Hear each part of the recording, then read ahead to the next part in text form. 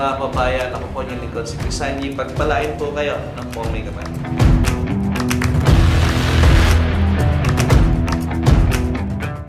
Okay, welcome sa ating programa sa One on One dito pa rin sa Laguna TV6. Kamusta po mga kalalawigan? At ngayong araw na to, mapalad ako, kapiling ko po ang ating Provincial Director ng Department of Trade and Industry sa ating lalawigan ng Laguna, si PD Clark Nebrao. Welcome po, PD. Magandang araw, Kuya Sanji. Excited po ako sa ating talakayan. No? Yan. At salamat sa pagpapaunlak. Kamusta po ang DTI Laguna ngayon? As always po, siyempre tayo yung frontliners ng ating ahensya, lalo na po sa ating mga MSMEs, mga negosyante natin, sa ating consumers. So, tuloy-tuloy po, halos walang sarado at tayo po patuloy na pumupunta rin sa mga barangay para doon sa ating mga activities. Pag sinabing DTI, kasi ang akala lang ng mga tao, price monitoring lang tayo. Yes, actually hindi lang price monitoring, yung parang kailangan kumuha ka lang ng lisensya. Lisensya, business name. Oo, so parang gano'n nakahon po. Kwento mo nga, PD, kung ano ba ang trabaho ng DTI? Naku, napakalawak po yan sa Angie kasi syempre nandyan yung ating consumers, no? Dalawang aspeto po kasi yan. Okay. Yung ating consumer protection na patuloy natin binibigyan ng kaalaman yung ating consumer ng kanilang mga kakayanan, yung kanilang rights, yung pagmamonitor natin sa mga presyo, ngayon po pati pag-monitor sa ating mga health safety, patuloy po yan. Yan po yung aspeto ng consumer protection. At of course, yung pangalawa po ay yung ating mga MSMEs, yung talagang pag-develop ng ating mga MSMEs, pagbigyan ng opportunity sa market, promotions, ay Kuya Sanji, pati yung ating incentives, pati yung ating promotions ng ating mga investments, lahat po yan under kay DTI. Siyempre, during the pandemic period, although nasa pandemic situation pa tayo, pero nakakagalaw na tayo, naapektuhan yung ating mga maliliit na mamumuhunan. Paano natin tinulungan to, PD? Nako, siguro kung merong unang mga naapektuhan, siyempre yung ating mga MSMEs, yung mga negosyante natin, lalo na yung mga maliliit natin mga negosyante. Ang pinakamaganda lang dyan, Kuya Sanji, 2 taon din na nagbigay tayo ng tulong, lalo na doon sa ating mga maliliit na negosyante na binibigyan natin ng puhunan. Ito po ay 0 interest, 0 collateral, hanggang 5 taon po na yung binibigay sa kanilang loan na may kakayahan na kailangan magbayad after 1 year pa. So, talagang kung ikaw naman ay negosyante, maganda at malaking tulong po sa atin. At hindi lang naman po yan through our DTI, through the Small Business Corporation, pero I would say lahat ng ating mga financial institutional partners, no, na talagang tumulong, pati po yung mga kooperatiba ay nandyan, nagkaroon tayo ng mga conduit ng mga kooperatiba. At ito ang pinaka-excited din tayo, Kuya Sanji, dahil tayo nagbigay din ng tinatawag nating livelihood seeding program na kung saan binibigyan natin, pumupunta talaga tayo sa mga barangay. Livelihood seeding program. So sa mga farmers to? Hindi lang po farmers, pero talagang nasa mga barangay. No? So, yun yung negosyo sa barangay, Kuya Sanji. Yung negosyo sa barangay na yan, kino-coordinate natin yan sa mga LGUs, binibigyan natin priority, lalo-lalo na po yung mga 4th, 5th, 6th class municipalities natin. Yan ang advantage na kayo ay mayroong business name, accredited kayo ng DTI, accredited kayo ng gobyerno. Kasi may data, may datos na para na, huwag kayong gumawa ng negosyo na walang pagkakakilala sa inyo. Kahit maliit na sari-sari store, PD, tama ba? Kailangan talaga maparehistro rin. Opo, tama po. At kahit naman po sa ARTA ngayon, no, pinag-uusapan na po natin yan, na ang ating business registration, kahit na ang capitalization mo ay 5,000 lang, kailangan pumunta tayo at yan iparehistro natin para makita natin paano din tayo tulungan ng ating gobyerno. Ito nga, Kuya Sanji, no, magandang datos na during this last 2.5 years dahil nga sa pandemic at kung saan akala natin ay nagsesarado ang mga businesses, I am very proud to say sa Laguna po, mas marami ang nagbukas ng mga negosyo kaysa nagsarado na negosyo.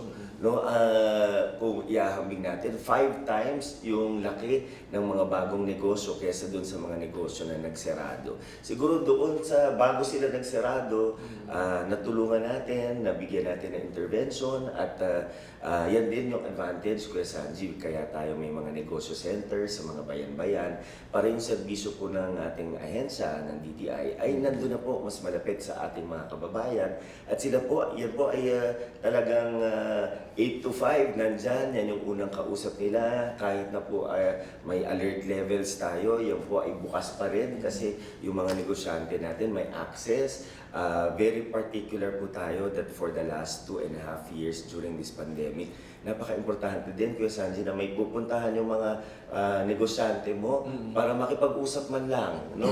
At tignan paano nila i-position yung kanilang negosyo, ano ba ang nangyari sa kanila, no? So, pati yung sanity nila bilang mga negosyante, tinulungan natin yan, itinama natin para at least alam natin may panibagong sigla yung kanilang paglaban sa buhay. And I think napaka-encouraging na malaman na for the past 2.5 years, on behalf of Laguna po, Kuya Sanji, mas marami ang mga businesses na nagbukas kaysa nagsirado. Good to hear that, kasi alam mo yun, yung iba talagang nalugmok, nagsara ng negosyo nila. Pero dito pala sa atin sa Laguna, imbis na magsara, nagtayo pa na nagtayo. Kalimitan dito mga maliliit lang yung mga nagtayo ng milk tea, mga natutuwa. Yung mga po, Kuya Sanji, yung mga coffee tents. Coffee tent. No, tents talaga. Yung mga nandyan lang ilalabas ng mga bandang alas 3 hanggang alas 7 ng gabi lang or dumami yung kwek-kwekan, di ba? Maliit yan pero negosyo yun. Ay, grabe po. Ang pinakamaganda po dyan, binigyan ng pantay-pantay na oportunidad yung ating mga kababayan na talagang mag-business ng tama. So yun naman yung gusto natin. Sinasabi natin kung gusto. Kasi ngayon, Kuya Sanji, pumupunta rin ako doon sa mga food park. Pumupunta rin tayo doon sa mga trade fair, sa mga munisipyo. Ang una ko po tinatanong, no, gusto mo ba talaga inegosyo to? Kasi baka maya-maya lang, gusto mo lang maglaro, wala ka lang oras, di ba? I mean, marami kang oras na gusto mo lang talagang parang hobby lang to. Pero ang gusto natin sabihin, kung gusto mo maging sustainable yan at gusto mo talaga tulungan natin na pwede natin palakihin, no? So, tuloy-tuloy po. At hindi lang po yan po, Sanji, I am very proud na to share with you na sa Laguna po, tayo po ang kauna-unahang probinsya na nag-respond doon sa tugon ng ating dating mahal na Pangulo na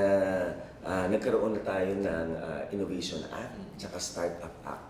Itong Innovation Act at Startup Act ay pagbibigay natin ng importansya doon sa mga bagong mga negosyo, no, na siguro lalo na yung mga tech startup, agribusiness. Kahit na po yung agribusiness, Kuya Sanji, sinasabi ko ngayon, meron kasi mga farmers na gusto lang talaga magtanim.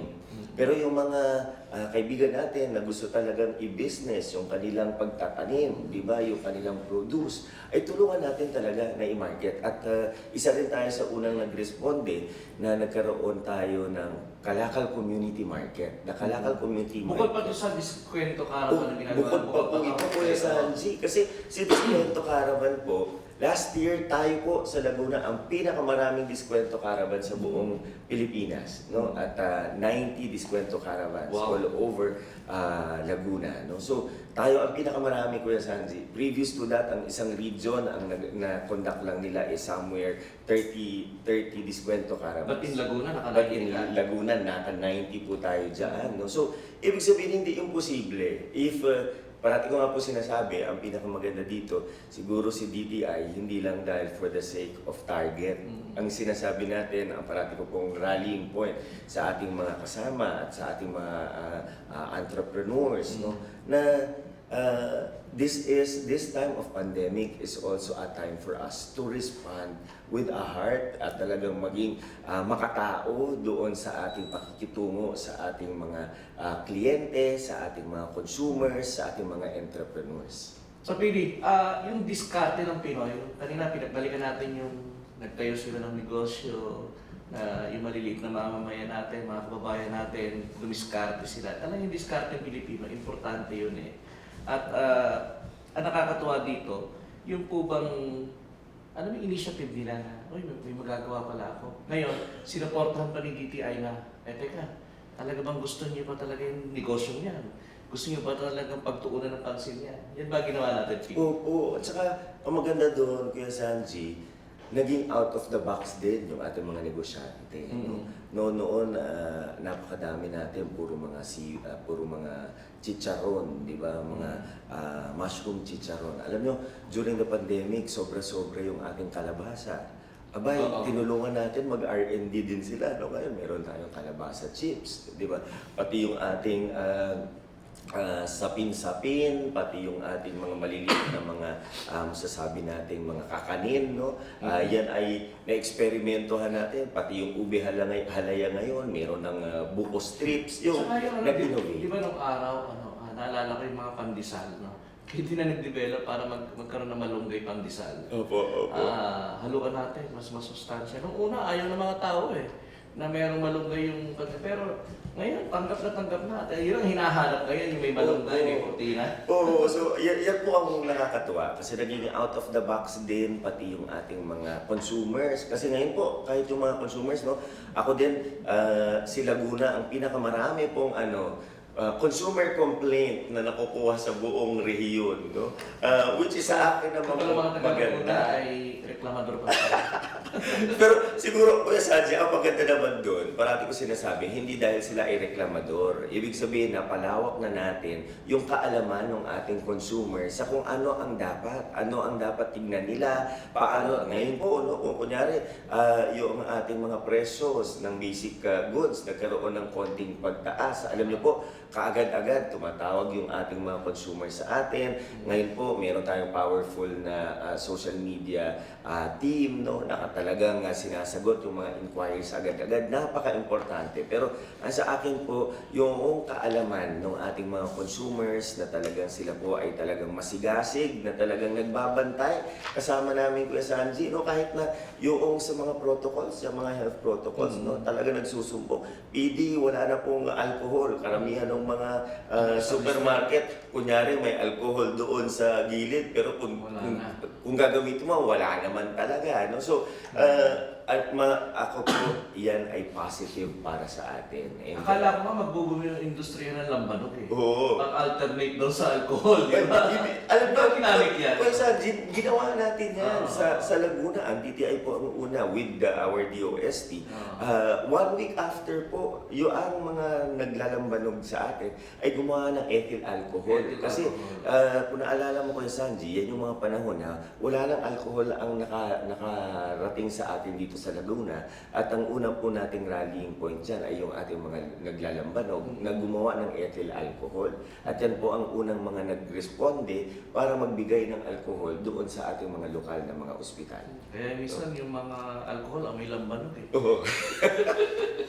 Di ba? Doble na po, Kuya Sanji, yung ating Hindi lang dyan. nilalagay sa kamay, pwede pang... Okay, balikan natin yung negosyo, PD. Siyempre, hindi lang naman maliliit na yung negosyante. Even yung mga malalaking negosyante, although sumusunod naman sila sa batas, pero meron pa sila naging response during the pandemic situation na, PD, malaking kumpanya kami, ano pa pwede namin ma-reach out na itulong sa mga maliliit na negosyante? May ganito ba? Alam nyo, Kuya Sanji, kung naalala mo kanina yung kinakwento ko sa iyo yung Kalakal Community Market. Okay. Itong Kalakal Community Market was born out of the community pantry. No? Pero ang gusto natin sabihin, yung 3rd and 4th district na may raw materials, ang problema po nila, wala namang buyer. Okay. No? So ang ginawa po natin, yan po ay pinosisyon natin dito sa 1st and 2nd district, ang ating Kalakal Community Market, na kung saan inibitahan natin pati yung mga PEZA zones natin, Kuya Sanji. Dahil during that time, naghahanap sila ng mga pagbibilhan nila ng itlog, pagbibilhan ng gulay, ng raw materials. So, automatic po itong mga 3rd and 4th district ng mga agri-entrepreneurs natin, inilapit natin, tapos alam nyo po, pinag-business match natin yung mga malalaking kumpanya sa kanilang mga raw materials. Pwede ko po sabihin, for example, meron po tayong isang kumpanya dyan na nangangailangan po ng 10,000 itlog kada araw. Okay. Imagine nyo sabi ko doon sa kumpanya, kung individual MSME, hindi kakayanin na may 10,000 itlog kada araw. Imagine mo, kada araw yung Kuya Sanji. Ang ginawa po natin, in-organize natin, tinignan natin yung mga agri-entrepreneurs natin dyan sa mga areas na yan. At ngayon po ay sumusupply 8 maliliit na kumpanya, sinusuplayan nila yung isang malaking kumpanya na kailangan ng 10,000 eggs per day at yun ay pinag-business match po natin. No? So, isa lang yan sa So, example na pwede. Kung apat sila, tig-2.5 kayo. Yes, di ba? Di ba? So, at least dumami yung kasiyahan, lahat masaya. And Kasi kung i-cater mo naman lahat at hindi mo naman kakayanan, ano yun, sayang din. Yes. Nakakahiya din dun sa kausap natin. At Pero gano'n at least din po, ang ginawa natin. Yung mga LGU natin dito sa 3rd and 4th District na maraming mga So raw parang materials. nag-business matching na kayo. Business matching na po. And napakaganda po ng ating naging response dyan sa business matching. Kasi hanggang ngayon po, tuloy-tuloy yan. No? Parang, sabi nga po namin, parang big brother, small brother bonding yan. No? Na talaga itong mga malalaki natin, lalo na yung mga nasa PESA zones natin, ay tuloy-tuloy po na kumukuha dito sa ating mga MSMEs. Kaya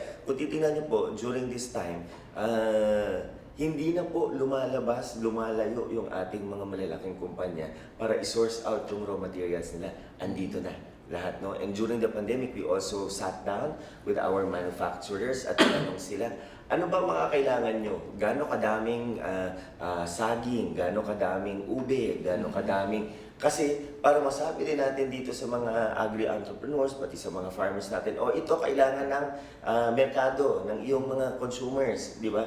At dito nyo dadalhin. And yun, kagaya ng sinabi ko, parang nag-business matching na po tayo sa kanila at napaka-effective po. Kasi andyan pa sa 3rd and 4th District ang malaking area para magtanim eh.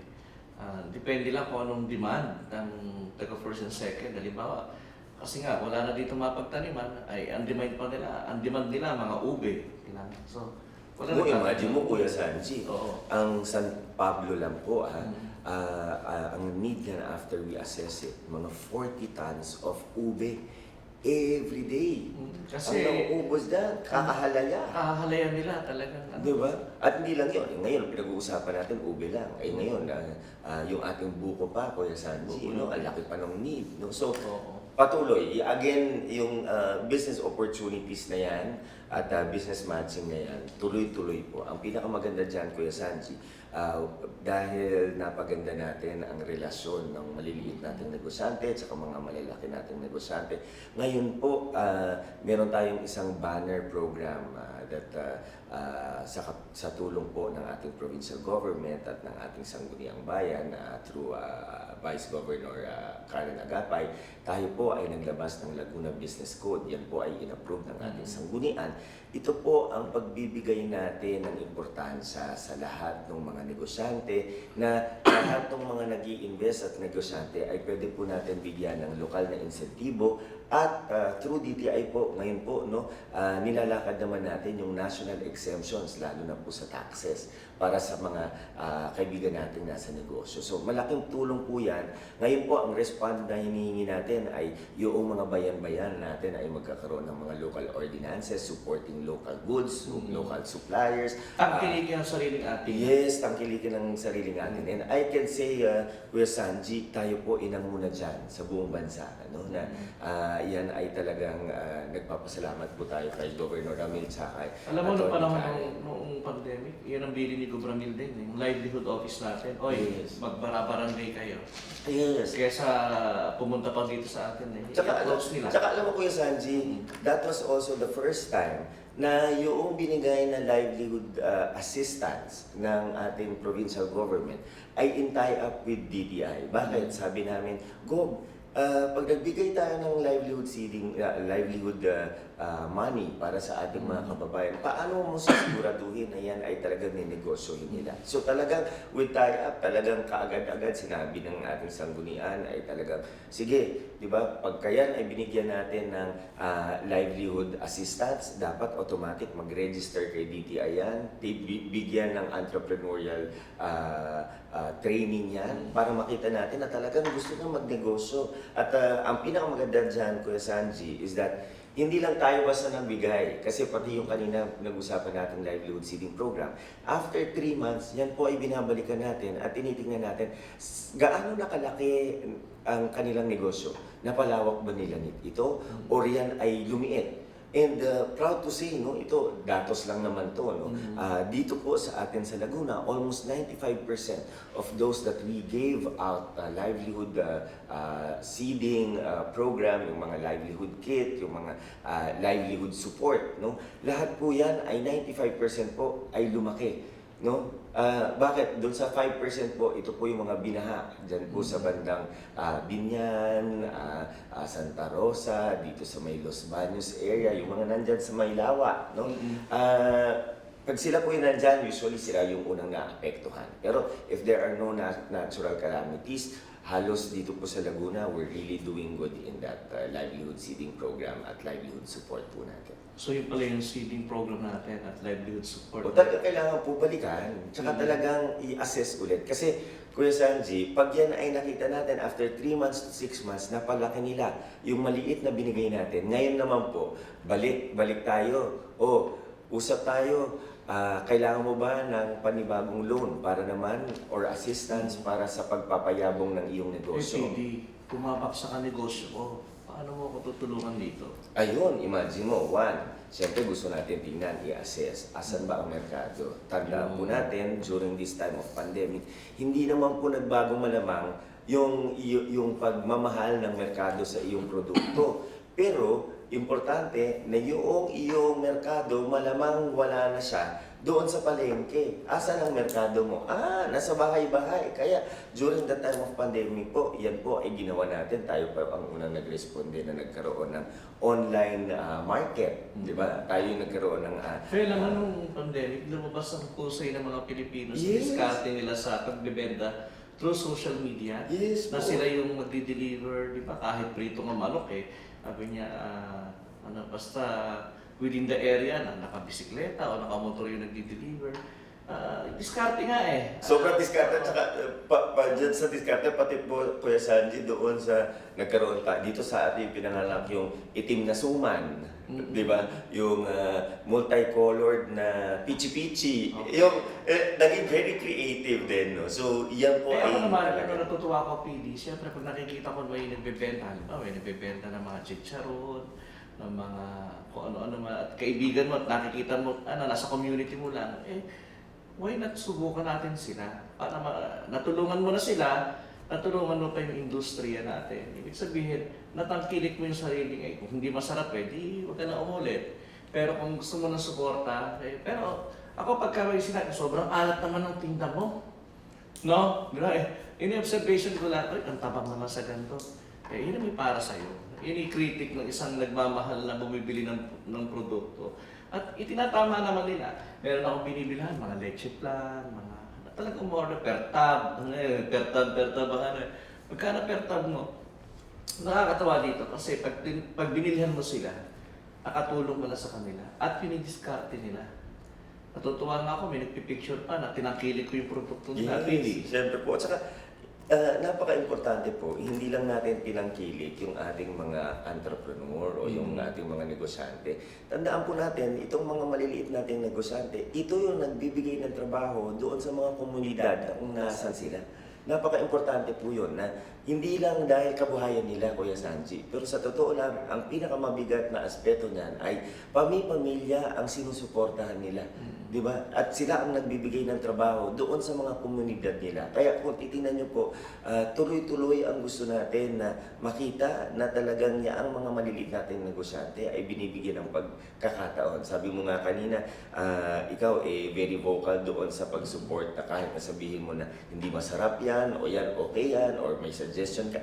Kahit sa DTI po, pag pumunta po kayo sa mga negosyo center natin, no? Pwede po dyan i-assess ang iyong produkto. Meron po tayong sensory evaluation ng iyong produkto. Pag yan po ay food. Pag non-food naman po, pinapasubject natin sa testing. Meron po tayong water analysis testing dyan. Meron po tayong strength durability testing dyan. So, makipag-ugnayan po kayo sa ating mga negosyo centers kasi tuloy-tuloy ang dami ng aspeto ng ating pagkokolab para sa ating mga negosyante. Okay, so pagbabalik natin, PD, marami pa tayong pag-uusapan dito pa rin sa One on One.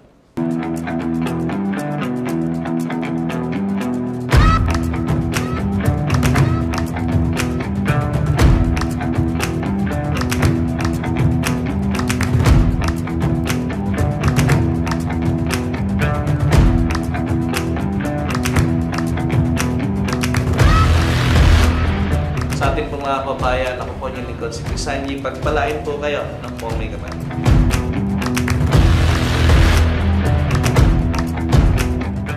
Okay, nagbabalik tayo sa one-on-one at kapiling ko pa rin ang ating Provincial Director ng DTI, si PD Clark Mibrao. Kanina pinag-usapan namin yung mga negosyante, paano natutulungan ng DTI, paano sinusuportahan ng gobyerno itong mga kababayan natin. Importante ho yun, na sinusuportahan talaga, lalo na itong SMEs natin. Ano? PD, noong pandemic, paano kayo nag-start?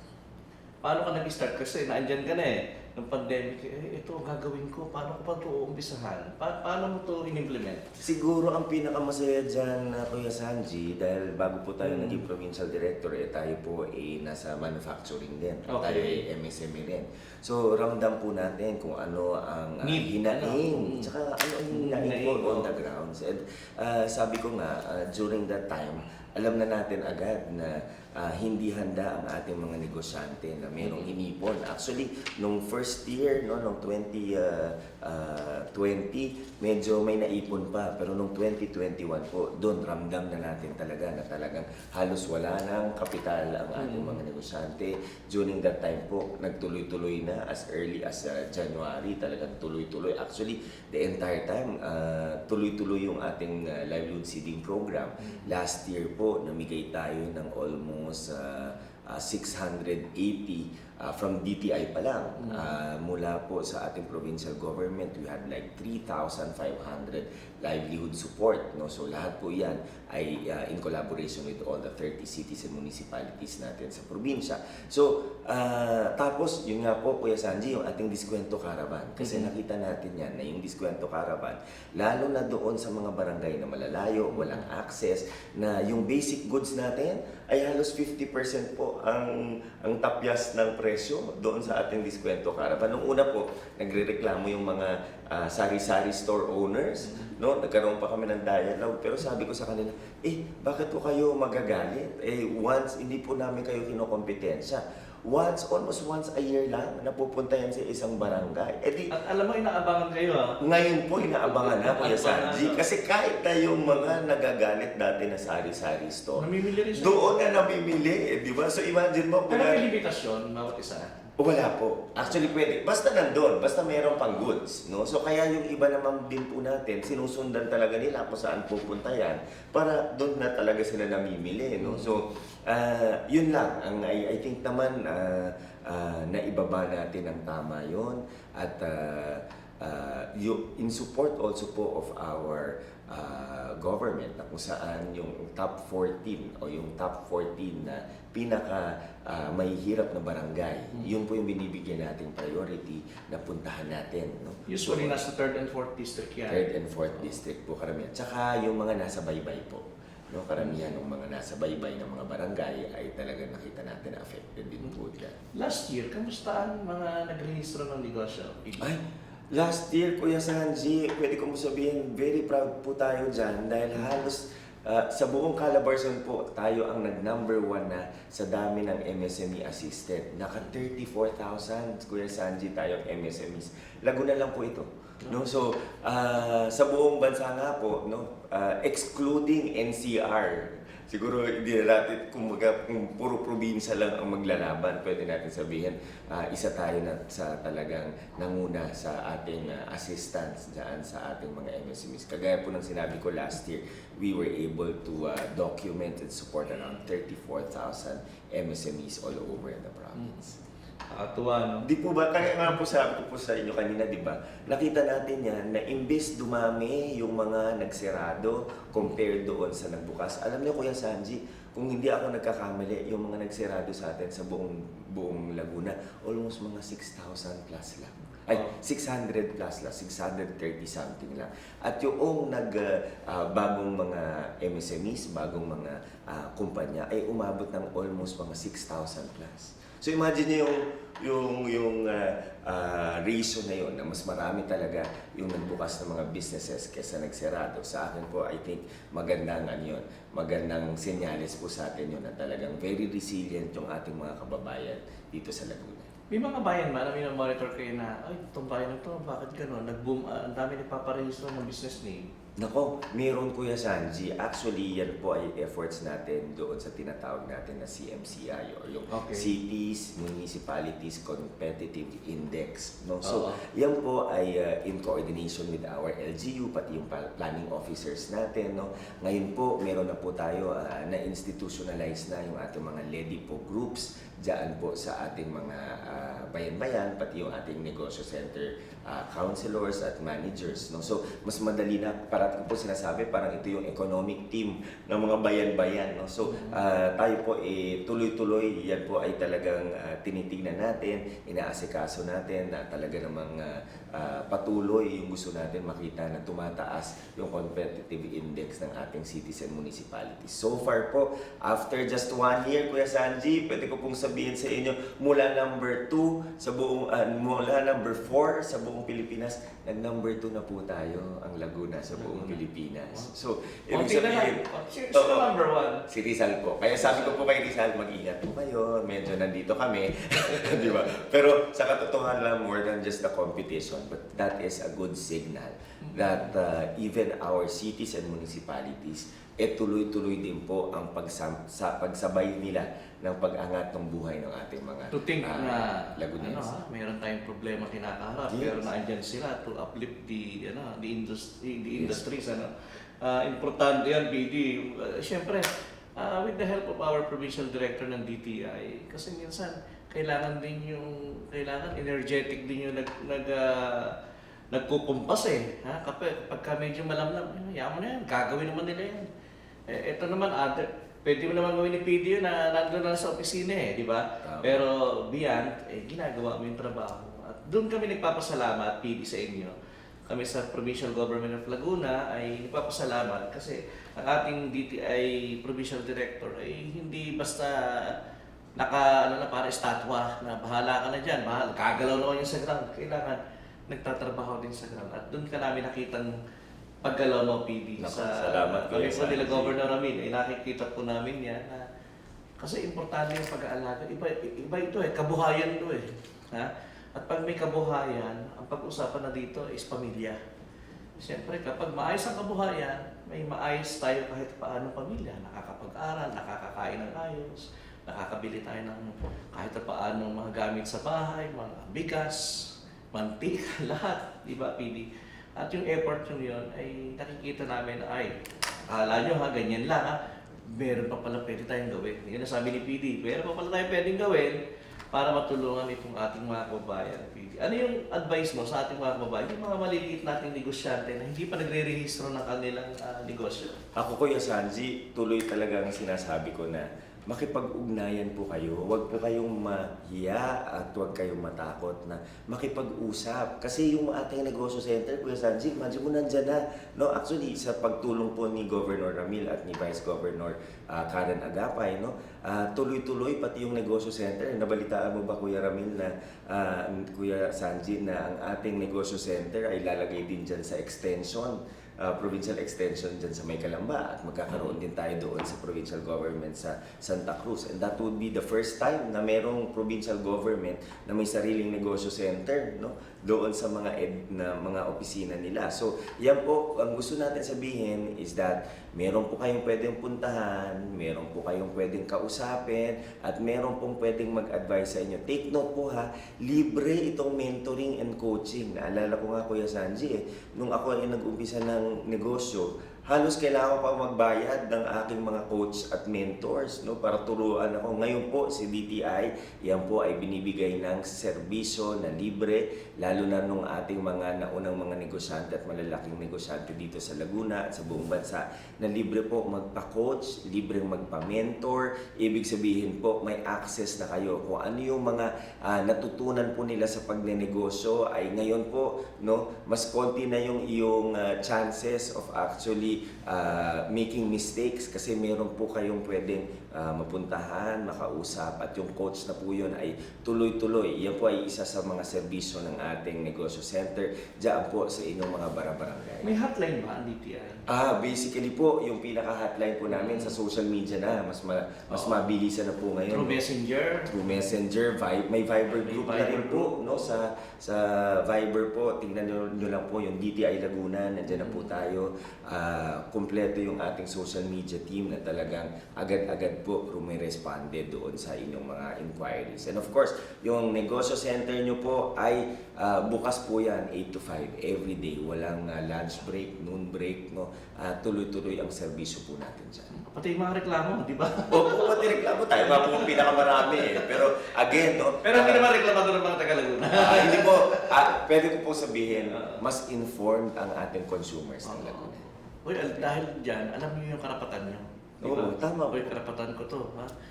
Hindi ka pwede magsuoli basta-basta ng ganito. Kaya nga po yung mga online stores natin, tuloy-tuloy, pati yung mga malalaking nating mga e-commerce platform, pag may reklamo po yung ating mga consumers, agad-agad. And I would really hats off sa ating consumer protection team. Alam niyo po, yan po ang nakaka-resolve agad-agad ng lahat ng reklamo natin.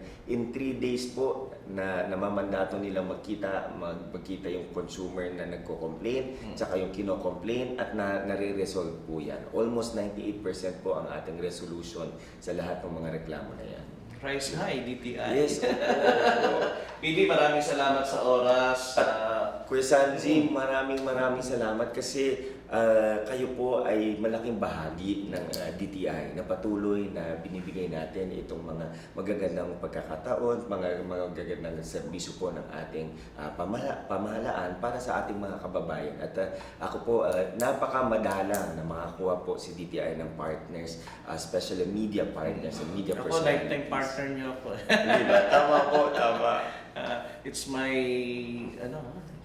almost 2 decades na ako sa PIO.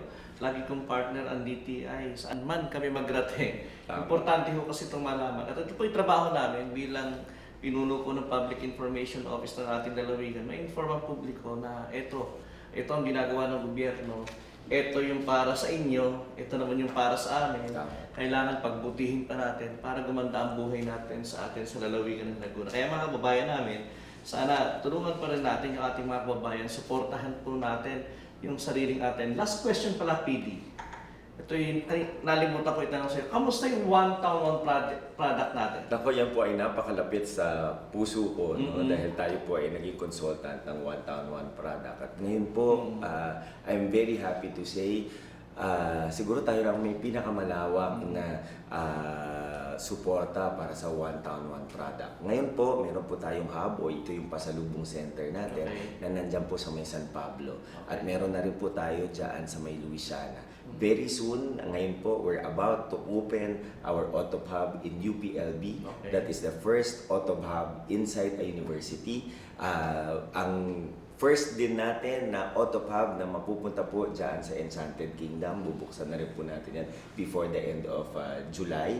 Tapos tayo po ay magkakaroon ng Autop Hub kiosk, no? Diyan po sa mga malls. I can already say, no, kasi tapos na po, no, from our Solenad partners ng Ayala to our SM and Robinsons partners and Vista Mall, and pati yung mga maliliit na kiosk na po yan.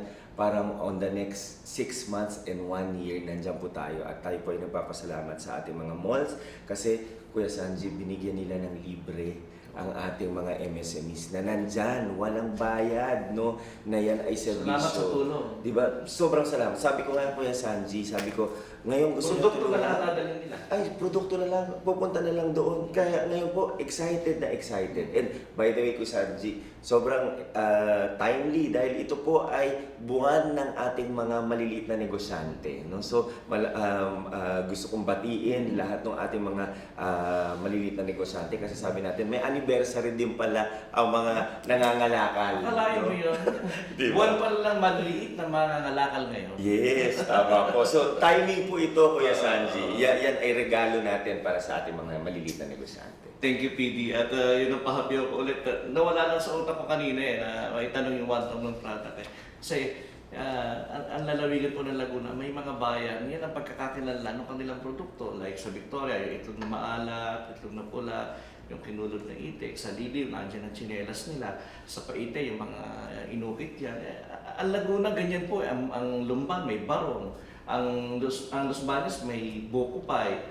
Ang San Pablo, meron silang ube, meron din silang buko, marami pa. Ang dami po, ang dami. At by the way, Kuya Sanji, nakalimutan ko rin sabihin, hindi lang po yan para sa ating lokal na market. No? This coming August, ang ating mga otop na yan, ng pinakamagagandang produkto na ng Laguna, tayo po ay may business matching sa Toronto, Canada. Okay. Ang mahal na Prime Minister Trudeau will actually meet us there. No? Pagdating naman po ng Oktubre, tayo naman po ay mapupunta sa Sial, Paris. Featuring, ito po pwede ko na rin sabihin na kauna-unahan na meron tayong pavilion, Laguna lang. Usually po yung mga may pavilion doon, Kuya Sanji, mga bansa, malalaking bansa. No? So sa atin, si Laguna lang, may 10 po tayong mga MSMEs na may isang booth dyan na Laguna lang. So ang hangad natin, mabuksan natin yan at ipagmalaki natin na hindi lang po yan ay produkto pinakamagagandang OTOP or One Town One Products ng Laguna, pero parati ko sinasabi, yan ang pinakamagagandang produkto sa buong Pilipinas na alay natin sa buong mundo. Sama ko ha. Oh, ito na! Definitely, ikaw magko-cover, Kuya Sanji. Kasama ka? Okay, maraming salamat, PD. Sa ating po mga kababayan, ako po ilang pasa sa oras natin. At ulitin ko po, ganyan po namin inaalagaan ang ating mga ngalakal, mga maliliit na negosyante sa lalawigan po ng Laguna. Kung may mga tanong po kayo sa DTI, magpatulong po kayo. Walang masama magtanong. Huwag kayong mahiyang magtanong. Nandyan po ang DTI para umasiste sa inyo. Kami po sa pamahalang panlalawigan, ganun din, para mag-assist po sa inyo, tumulong at alamin din ninyo kung ano yung pwede namin maibahagi sa inyo ng DTI at ng provincial government. So salamat po PD Clark Nebrao, ang ating pong provincial director ng DTI, at sa ating pong mga kababayan, pagpalain po tayo ng po may kapal.